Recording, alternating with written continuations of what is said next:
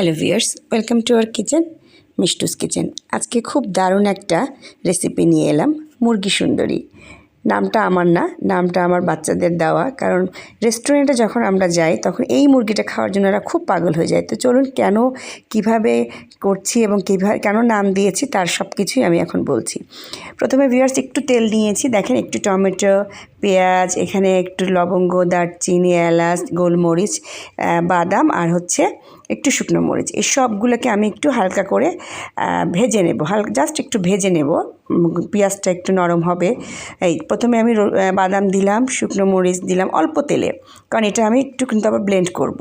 তারপরে আস্তে আস্তে গোলমরিচ, লবঙ্গ, তারপরে দারচিনি, এলাচ, পেঁয়াজটা দিলাম, টমেটোটা সবার পরে দেব। তো আমরা যখন বিভিন্ন সময়ে কোথাও যাওয়া আসা করি, যাত্রাপথে যখন যেই রেস্টুরেন্টগুলোতে আমরা বিরতি নেই বা খাওয়া দাওয়া করি, সেখানে এরকম করে কিন্তু একটা চিকেন বানানো হয়। এবং এই চিকেনটার নাম সাধারণত বিশেষ করে আমার ছেলেরাই বলে খুব সুন্দর চিকেন বা সুন্দর মুরগির যে সেটা আমি খাবো। তো সেই জন্য আমি এটার নাম দিয়েছি মুরগি সুন্দরী। তো ওটা নিয়ে নিলাম, ঠান্ডা করে ব্লেন্ড করবো। এবার একটু পেঁয়াজের ব্রেস্তা করে নিচ্ছি। এই যে পেঁয়াজের ব্রেস্তাটাও হয়ে গেল, খুব শর্টকাট করে দেখানোর চেষ্টা করছি। তো এরপরে আমি তেজপাতা দিয়ে দিলাম, পেঁয়াজ বেরেস্তাটা তুলে নিলাম, তারপর তেজপাতা দিলাম, আর কিছু দিচ্ছি না, মাংসটা পুরোপুরি দিচ্ছি। আমি কিন্তু দেশি মুরগি দিয়ে করছি, কিন্তু রেস্টুরেন্টে তো আসলে দেশি মুরগি দিয়ে করে না, ওরা তো ফার্মের মুরগিও করে, আবার অনেক সময় ওরা আপনার সোনালি মুরগি দিয়ে করে থাকে। তো আমার কাছে দেশি মুরগি ছিল, আমি একটু রসুন দিয়ে দিচ্ছি 1.5 চামচের মতো দিচ্ছি। আদা প্রায় 1.5 চামচ বাটার মতো দিলাম, 1.5 চামচের মতো দিলাম। দিয়ে এখন ভালো করে আমি মুরগিটাকে একটু কষিয়ে নেব, মানে ভাজা ভাজা করে নিব। তো রেসিপিটা কিন্তু এত ভালো লাগে যে ওদের কাছে জিজ্ঞেস না করে পারলাম না। একটু হলুদ দিচ্ছি, 1 চামচ ধনে গুঁড়া, 1 চামচ জিরা গুঁড়া দিয়ে দেবো, লবণ দিয়ে দেবো।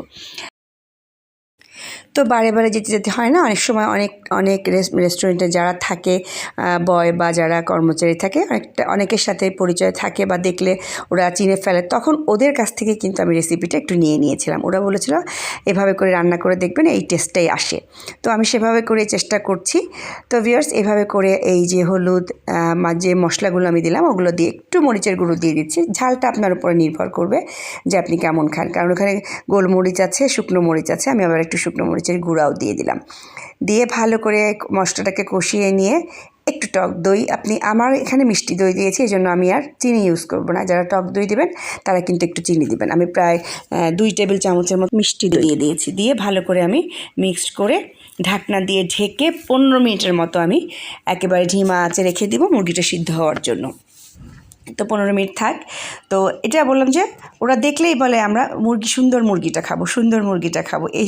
এই কারণেই কিন্তু আজকের রেসিপিটার নাম দিয়েছি হোটেল স্টাইলে মুরগি সুন্দরী।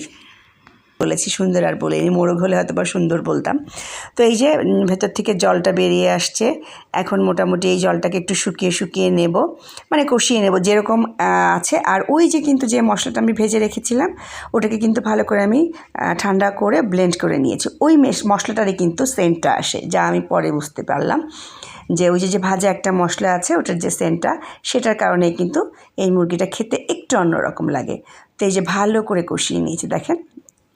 আর যেহেতু আমার দেশি মুরগি একটু সময় লাগছে, আপনাদের এত সময় হয়তো বা সোনালি মুরগিতে লাগবে না। এখন আমি ওই যে ব্লেন্ড করা যে মুরগি রেখেছিলাম মশলাটা, আবারও বলছি যারা পরে জয়েন করছেন তাদের জন্য বলছি, মরিচ, শুকনো মরিচ কয়েকটা, বাদাম, গোলমরিচ, দারচিনি, লবঙ্গ, পেঁয়াজ, টমেটো সবগুলোকে একটু ভেজে নিয়ে ব্লেন্ড করে। তবে আমার কাছে মনে হলো এই মশলাটা কিন্তু আরও কিছুতে খাসির মাংস বা মুরগির বিভিন্ন আইটেমেও কিন্তু আমরা এটা ইউজ করতে পারি, কারণ গন্ধটা খুবই সুন্দর ছিল। তো আবার ভালো করে নাড়াচাড়া করছি, নাড়াচাড়া করে নিয়ে এখন ঝোলটা হবে আপনার উপরে। আপনি যদি খুব বেশি ঝোল খেতে চান তাহলে রাখবেন, কিন্তু রেস্টুরেন্টে কিন্তু খুব বেশি ঝোল দেয় না। আমি আরও একটু জল ইউজ করে বাটি ধোয়া জলটা দিয়ে দেবো, দিয়ে তারপরে আবারও কিন্তু ঢাকনা দিয়ে বসিয়ে রেখে দেবো। এই যে ঢাকনা দিয়ে দিলাম, মোটামুটি ঝোলের পরিমাণটা এটা আমি একটু মাখো হলে ভালো লাগবে দেখবেন।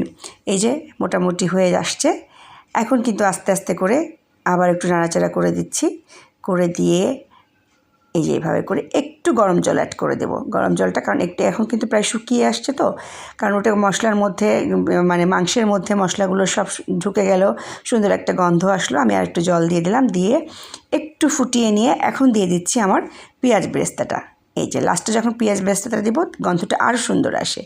আমি কিন্তু এখানে আর বাড়তি কোনো গরম মশলা, ঘি বা বাটার আপনারা দিতে পারেন, কিন্তু লাগে না, খুবই সুন্দর একটা স্মেল আসছিল। তো তারপরে এভাবে করে এই যে পেঁয়াজ বেরেস্তা দিয়ে নাড়াচাড়া করে আমি ঢাকনা দিয়ে ঢেকে রেখে দেবো। কিছুক্ষণ রেখে দিয়ে তারপরে আমি প্লেটিং করে নিয়ে আসবো আজকে আমার মুরগি সুন্দরী। তো ভিউয়ার্স দেখতে থাকেন, কালারটা এরপরে খুবই দারুণ আসবে। আমি যখন চুলাটা অফ করে দিয়ে রেখে দেবো 2-3 মিনিট, খুবই সুন্দর একটা কালার এই যে চলে আসছে আমার মুরগি সুন্দরী। অবশ্যই আপনারা বাসায় এটা ট্রাই করবেন। সত্যি এটা খাওয়ার চাইতে এটার স্মেলটা অনেক সুন্দর, অনেক ভালো লাগে এবং বাচ্চারা দেখবেন খুব মজা করে খাবে। আর খেলে কী করবেন, অবশ্যই আমার পেজটাকে একটা লাইক দিবেন, কমেন্টস করবেন, শেয়ার করবেন। তারপরে যারা এখনও দেখেন কিন্তু সাবস্ক্রাইব করেননি তাদেরকে বলবো অবশ্যই সাবস্ক্রাইব করবেন। থ্যাংক ইউ সবাইকে আজকের এই রেসিপিটি দেখার জন্য।